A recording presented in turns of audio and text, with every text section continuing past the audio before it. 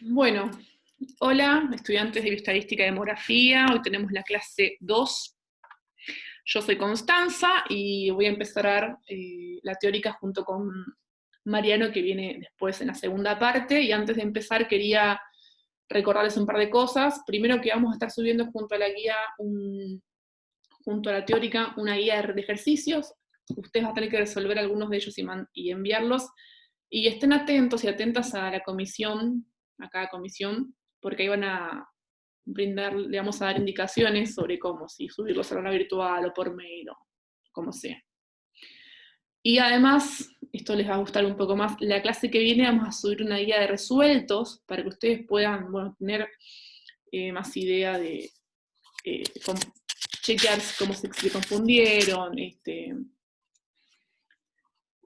ver cómo es una resolución de ejercicio típica y más cosas. Así que, ya saben. Entonces, ahora sí, pasamos a la teórica. Bien, clase número 2. El tema de hoy es estadística descriptiva. La clase pasada ustedes ya estuvieron viendo un poco de qué se trata la estadística. Y hoy les vamos a contar que la estadística tiene dos ramas principales: la estadística descriptiva y la estadística inferencial, ¿sí? Cuando queremos estudiar una población de individuos, siempre tomamos muestras, ¿verdad? O casi siempre, a menos que hagamos un censo, pero la mayoría de las veces tomamos muestras representativas de esa población. Y lo primero que hacemos con una muestra es describirla. Es lo que hacemos. Tenemos una descripción, tenemos muchas muestras, tenemos muchas descripciones de muchas muestras distintas, y luego, a partir de esa descripción y utilizando elementos y herramientas de la estadística diferencial, vamos a poder calcular, estimar, predecir cosas de la población.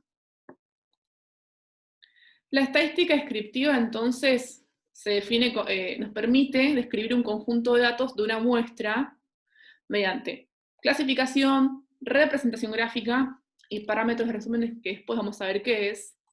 Y la estadística diferencial nos permite ya estudiar lo que les decía recién, las propiedades de una población basándose en resultados de una muestra representativa, pero con el objetivo ya de estimar parámetros poblacionales. Saben que con una muestra no podemos estimar un parámetro poblacional.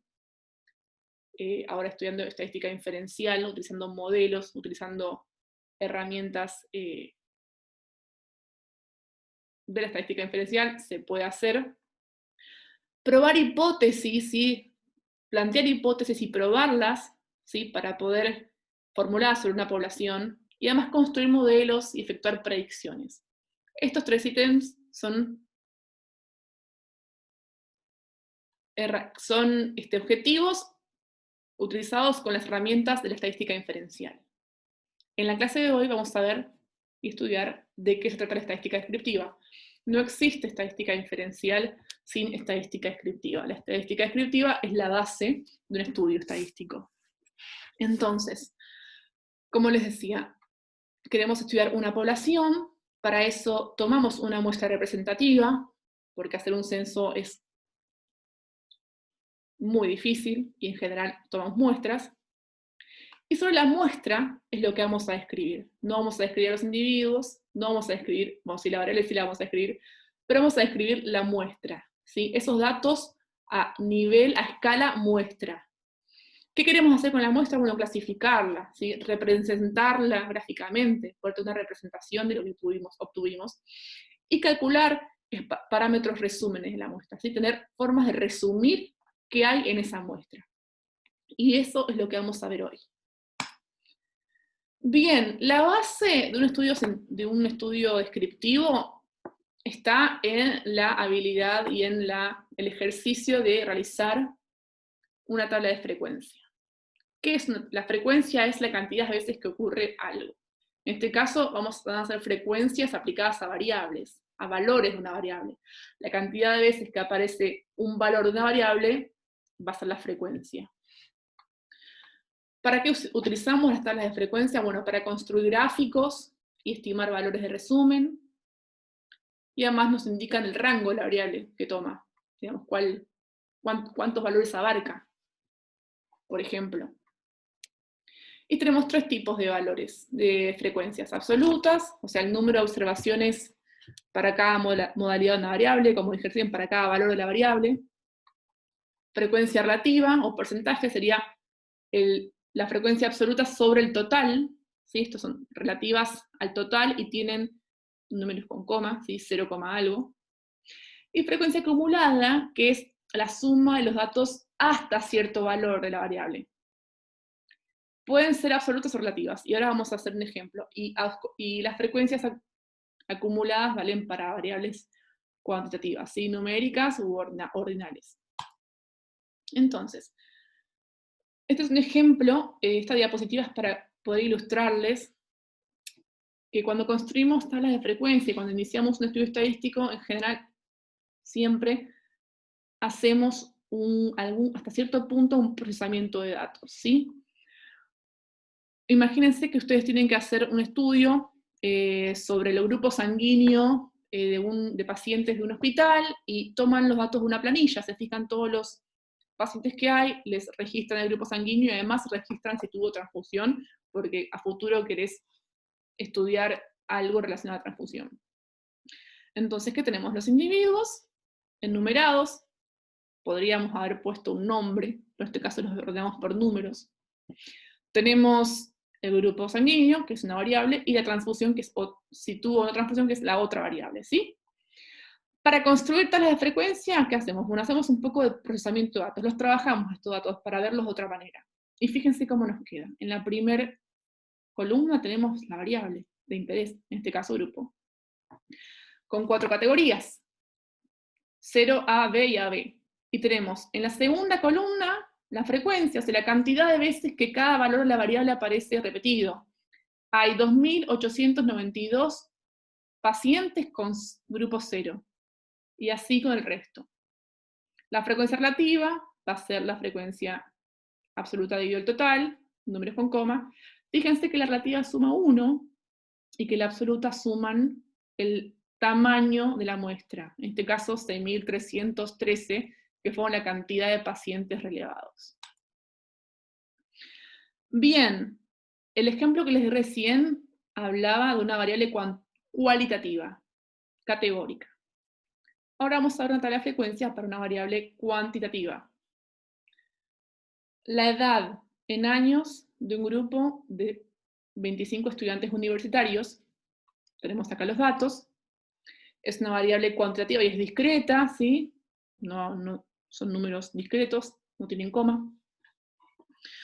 Los valores que toma la variable las ponemos en la primera columna, ¿sí? 18, 19, 20, 21 años, 18 años, 19 años. En la primera columna tenemos la frecuencia absoluta, ¿sí? Por ejemplo, 23 años se repite 3 veces, aquí están señalados, resaltados en la tablita. La frecuencia relativa, 0,12, y tenemos la frecuencia acumulada, es decir, la suma de las frecuencias absolutas hasta este valor. Relativa acumulada y absoluta acumulada. ¿Qué significa? Bueno, 23, ya hay 23 estudiantes que tienen hasta 23 años. Esa es la interpretación de las frecuencias acumuladas.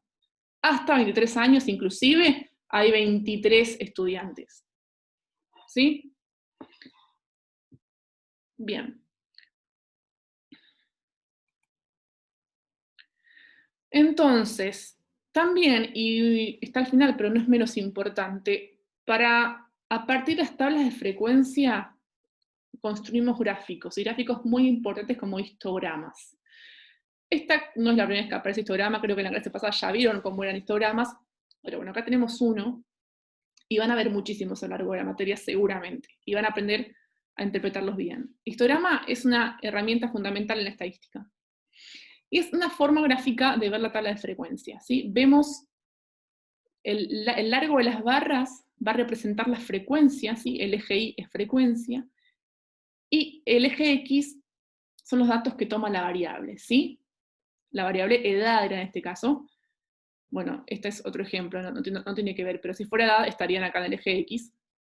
Y fíjense cómo podemos ver de un pantallazo muy general, de forma muy general, cómo es la distribución de nuestra variable. Podemos ver los datos extremos, dónde están los datos más frecuentes. podemos ver un montón de cosas viendo los histogramas. Así que aquí se los presento. Bien, entonces, habíamos dicho que para describir la variable teníamos que calcular medidas resúmenes. Y las que vamos a ver ahora son las medidas de tendencia central. Buscan posiciones, son valores respecto a los cuales los datos muestran tendencia a agruparse, ¿sí? De nuevo, son medidas resúmenes, queremos resumir los datos y para eso vamos a usar medidas puntuales que nos van a dar información sobre cómo están agrupados, más concentrados, más representativos de ese conjunto de datos. Por eso de tendencia central, y son la media, la mediana y la moda. Bien, vamos a hacer un paréntesis antes de empezar. Vamos a diferenciar parámetros estadísticos, ¿sí? El parámetro es una medida, por ejemplo, las que vimos recién, moda, mediana, moda, media, una de esas, calculada sobre una población, ¿sí? Es decir, que para obtenerlas podríamos hacer un censo. Y los estadísticos son valores de los valores numéricos calculados sobre una muestra que resume su información, ¿sí? Entonces, parámetros hace referencia a una población o describe una población y un estadístico describe una muestra. Perfecto. Y tenemos parámetros de tendencia central, de dispersión, de posición y de forma. Ahora vamos a empezar con los de tendencia central. Y el primero de todos, y el más famoso, es la media. La media o el promedio, como le llamamos coloquialmente, seguramente todos acá están familiarizados en algún punto con la media. Y no es nada más que la suma de todos los valores dividido el total de datos, dividido el tamaño de la muestra. Sumamos cada uno, y lo que nos da lo dividimos por n. ¿Qué nos va a dar como resultado? Bueno, un parámetro central, ¿sí? De vuelta acá, X rayita es como le llamamos a la media muestral, y mu es como le llamamos a la media poblacional. Aquí el n no va a ser el tamaño de la muestra, sino el tamaño de la población. Entonces, ustedes imagínense que tienen que tomar una muestra, y vamos a estar de acuerdo en que no todos los valores van a ser iguales. Pero vamos a poder obtener un promedio de esos. Vamos a tratar, que va a resumir, va a compensar aquellos valores bajos con los altos, con los del medio, en un valor central más o menos. Y acá en el dibujo se ve muy bien cómo se compensan. Hay valores más chicos, hay valores más grandes, hay valores que están más o menos en el medio, y la media va a ser un valor que va a estar compensando cada uno. Y tiene unidades, que son las unidades de la variable. ¿Está bien? Muy importante.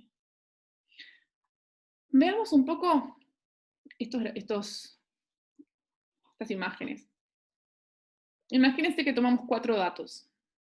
0, 1, 2 y 2.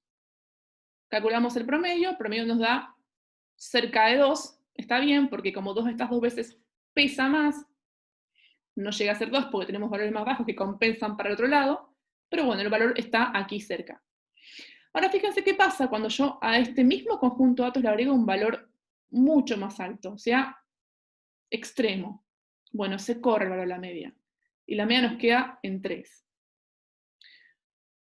En estos casos la media no nos va a dar tanta información, no podemos juzgar qué nos está diciendo la media. Porque si vemos la media aislada, no podemos saber muy bien si estos datos están juntitos o si tenemos un dato muy extremo que está corriendo todo el lugar. Por eso decimos que la media es sensible a datos extremos. También decimos que está influenciada por cada uno de los valores de los datos, o sea, cada valor va a aportar a la media, cada valor va a aportar a ese valor final, que va a ser como resultado de la compensación de cada uno. Y también decimos que la media es el centro de gravedad de cada variable. Si aquella zona donde está concentrada de valores es donde va a estar la media más cerca, por ejemplo. Podríamos esperar. También tenemos la mediana, es el valor que divide al conjunto de observaciones ordenadas en 2 grupos con el mismo número de individuos. Por ejemplo, veamos acá esta imagen, tenemos ordenados los valores, ¿sí?, de menor a mayor, y la mediana va a ser aquel valor que esté dividiendo a los números por la mitad. O sea, acá va a haber hay la misma cantidad de números por debajo que por arriba de la variable. Entonces, fíjense que en el ejemplo tenemos la mediana de este set de datos es 35, ¿por qué? Porque arriba de 35 tenemos 36, 37, 38, o sea, 3 datos, y abajo también hay 3 datos. 36 es la mediana. Podemos con esta fórmula calcular la posición de la mediana, que es lo mismo. Fíjense que tenemos la posición y el valor. La mediana es el valor, pero podemos calcular la posición así. El total de datos más 1 dividido 2. Nos fijamos cuál es esa posición y cuánto vale el valor de la variable ahí, y listo, lo encontramos. ¿Algo más para decir acá? Sí.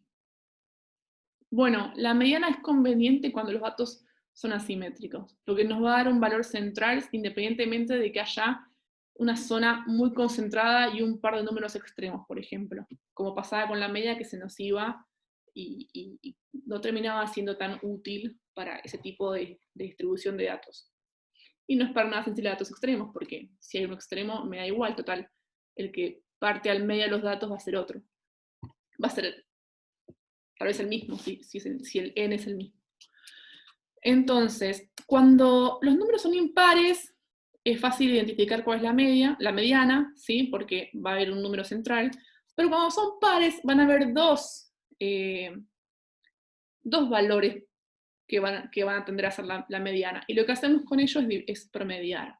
Agarramos esos dos valores, los sumamos, los dividimos por 2, y ese va a ser el valor de la mediana para conjuntos de datos pares. Espero que se haya entendido esto. Y por último, la moda, la tercera medida central, la moda, es el valor de la variable que más se repite, ¿sí? El dato más frecuente. Acá lo vemos en este gráfico de barra, histograma. Esto es un gráfico de barras, pero bueno. En el grafiquito que veíamos recién estudiando la media, ahora la moda va a tomar el valor de ese valor que se está repitiendo más veces. En este caso, la variable que está midiendo este dibujo es la altura, ¿sí? Y en este caso, esta va a ser el nivel de la moda porque está repetida 3 veces. Este es el único estadístico que podemos calcular en variables cualitativas. Los otros dos, mediana y moda, mediana y media es solamente para cuantitativas.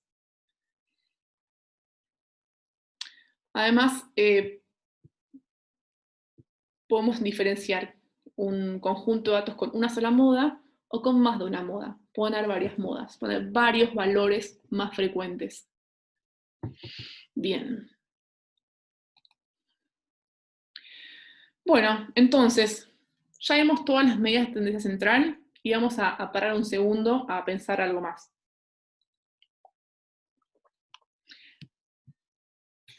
Entonces, las medidas de tendencia central nos daban un resumen de los datos, ¿sí? Nos decían qué dato estaba más veces repetido, cuál era el dato central desde el punto de vista aritmético, que compensaba todos los datos, nos daba uno donde estaba el centro de gravedad.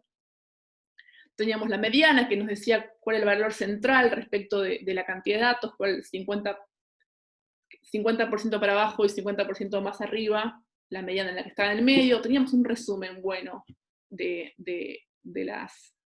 nuestro estudio, cualquiera sea. Pero ¿qué más tenemos que saber?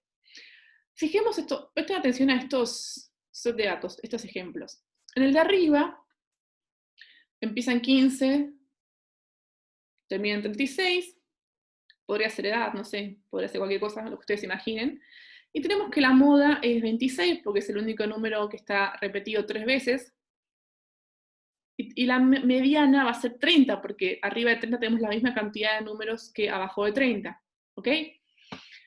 Pero esto mismo pasa acá abajo, en el set 2. Acá también la mediana es 30 y la moda es 26. ¿Pero son iguales estos sets de datos? ¿Cómo hacemos para identificar en qué está cambiando? ¿Cuál es la diferencia entre ambos? Tenemos otro ejemplo. Acá algo parecido, pero con la media. Tenemos dos sets que son distintos porque los datos son diferentes. No es la réplica, no es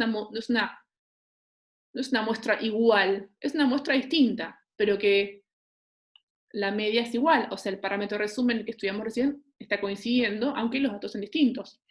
¿Qué más hace falta estudiar para poder obtener más información y poder resumir nuestra muestra de forma adecuada. Bueno, nos faltan las medidas de dispersión, ¿sí? Miden el grado de variabilidad que hay en los datos. No importa la causa.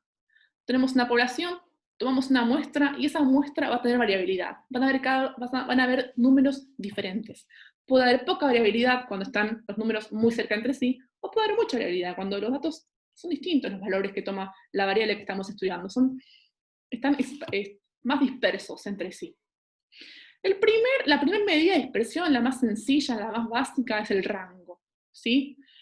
Es el intervalo entre el valor máximo y el mínimo. En el set 1, el valor máximo era 21 y el valor mínimo era 10.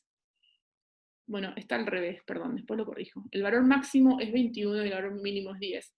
El rango es de 11. Esa muestra tiene un rango de 11. Y lo comparamos con otra que tiene un rango más chico, más grande, y decimos, ah, bueno, según esta medida de variación, de dispersión, este parecería ser más disperso que otro. Bien, otra medida de dispersión, otra forma de empezar a ver la dispersión es con el residuo. El residuo es esta fórmula que vemos aquí. XY, o sea, el valor de un individuo de la muestra, menos la media muestral. ¿Qué nos dice esto? La distancia, o cuánto se aleja un valor cualquiera de la media. Agarramos un valor de la muestra, le restamos la media y sabemos qué tan lejos está de la muestra. Por cómo está definida la media, la suma de todos los residuos nos da 0. Y acá tenemos un ejemplo. Tomamos el set 1 del último ejemplo. Tomamos cada valor, le restamos la media, sumamos y nos va a dar 0, porque la definición de media posibilita que esto pase. Entonces, para poder cuantificar la variación, el grado de variación de una muestra o de una población, no podemos sumar todos los residuos, pero lo que podemos hacer es elevarlos al cuadrado, sumarlos y dividirlos por el tamaño poblacional en caso de una varianza poblacional y en el caso de una varianza muestral n-1. La varianza es una medida de dispersión muy importante, es el promedio de las desviaciones al cuadrado de cada dato con respecto a la media. A mayor variabilidad, mayor varianza. ¿Es sensible a datos extremos? Sí, porque está constituida con la media, ¿sí? Tiene la media incorporada en su fórmula, entonces es sensible a datos extremos también. Y tiene las unidades de la variable pero al cuadrado, porque estamos elevando al cuadrado cada vez la distancia entre ese valor y la media. Si queremos utilizar el orden de magnitud de la variable, o queremos utilizar las unidades de la variable, lo que hacemos es hacerle la raíz cuadrada a la varianza. Y obtenemos de esta forma la desviación típica o desvío estándar. ¿Sí? Funciona como complemento de la media. Tenemos la media, el centro aritmético y el grado de dispersión, la desviación típica. Se informa de esa forma: media, desvío estándar. Y ahí tenemos un buen resumen de lo que es nuestra muestra o nuestra población, el grado central y la medida de dispersión más importante. Entonces, para comparar dos muestras, por ejemplo, podemos comparar la media con el desvío, la media con el desvío de la otra muestra, y podemos ya comparar un poco cómo son respecto a una de la otra.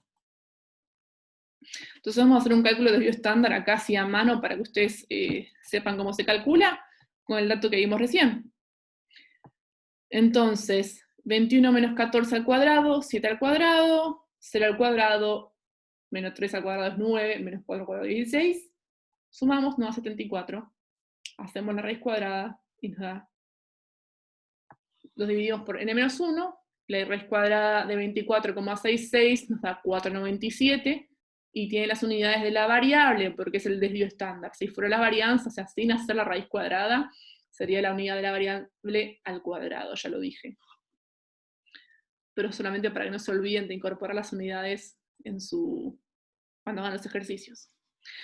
Bueno, también una medida que nos sirve para comparar el coeficiente de variación, que es simplemente el desvío sobre la media. También hay poblacional y hay muestral. Acá tenemos el muestral, la fórmula del muestral. Tenemos un ejemplo, desvío sobre media, 35, o como porcentaje, 35% de dispersión. Para comparar, está bueno. Comparar dos muestras, ver cuál es el coeficiente de variación de una y de otra, y vemos cómo se alejan, qué tan disperso está esa muestra respecto a su media. Bien. Bueno, entonces, acá hacemos un paréntesis. Recién yo les mostré cómo calcular la media, el desvío, en dos ocasiones a mano alzada, que es una forma de hacerlo. Cuando tenemos pocos datos no hay problema, pero cuando tenemos muchos datos ya se complica un poco, porque no vamos a estar haciendo 25.000 cuentas a mano alzada, nadie quiere hacer eso, te vas a equivocar seguramente, un lío. Entonces lo que usamos son herramientas computacionales, hojas de cálculo y programas estadísticos. Les voy a mostrar acá cómo resolver, calcular la moda, la mediana y el desvío. A ver si me aparece para compartir esto a mano para que vean cómo lo hago yo, después lo hagan ustedes en sus casas, si es que nunca lo hicieron, ahí está. Bien, acá tengo un set de datos preparado para ustedes. Es un poco más grande, espero que se vea bien. ¿Qué tengo? Tengo 25 estudiantes, las edades, y voy a calcular la mediana, la moda, la media y el desvío, con Excel. Esto es una hoja de Excel. Entonces, para calcular la mediana, pongo igual, que es como se inician las fórmulas en Excel, y le pongo acá median, ya me lo identificó. Median, según mi Excel que está en inglés. Tomo toda la selección de la variable, 20 me da que es la mediana. A ver cuál es la moda. Mode. Mode es para la moda. Pin. 18 me dice que es la moda. Sí, me parece que sí, ¿no? 1, 2, 3, 4 veces. 5. Bien, 18 es la moda. Vamos con la media. En mi caso, average, porque está en inglés de vuelta. Capaz ustedes lo tienen como promedio o como media. Min, también suele ser min. Mean. 26,36. Y ahora vamos con el desvío, que en mi caso es STDB. La fórmula se puede encontrar fácilmente en internet. Capaz igual a la mía, la verdad que no sé esto, si puede cambiar o no.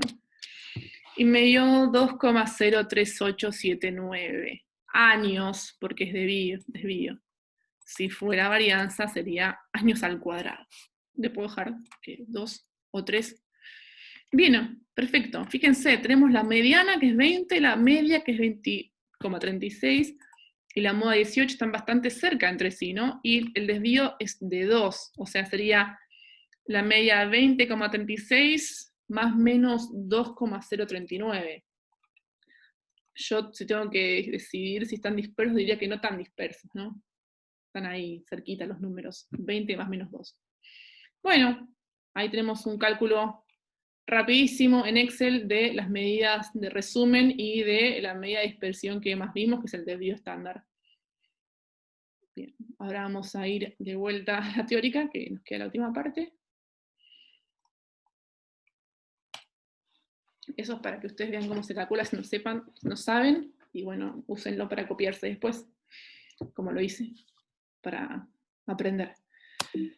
Bien. Bueno, hasta acá llegó entonces mi parte. Lo que sigue lo va a hacer el profesor Mariano. Así que bueno, nos vemos la próxima. Hagan los ejercicios. Y ya saben, cualquier consulta, el martes vamos a estar online. Saludos.